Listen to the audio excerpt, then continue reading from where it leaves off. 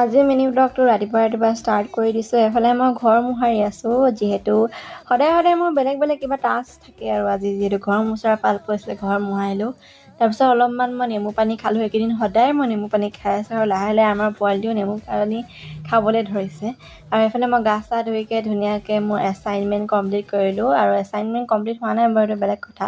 তাৰপিছত মই ভাত খালোঁ আৰু দিনত একো কৰা নাছিলোঁ, সেইটো কাৰণে ডাইৰেক্ট পিছবেলাই ষ্টাৰ্ট কৰিছোঁ ব্লগটো। আৰু এই মস্ত গৰমখনত মই এইখন শাৰী পিন্ধিছোঁ, পিছে শাৰীখন মই নিজে পিন্ধিছোঁ, সেইটো কাৰণে অলপমান শ্ব' অফ কৰি আছিলোঁ। আৰু ইমান গৰমত মেকআপ কৰিছোঁ, মানে মেকআপ অলপমান কৰিছোঁ বাৰু, শাৰীখন পিন্ধিছোঁ, চুলি মেলিছোঁ, আৰু কি লাগে তাকো ৰিলচ বনাবৰ কাৰণে।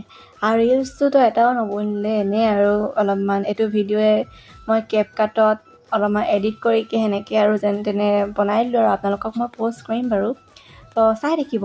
Bye bye.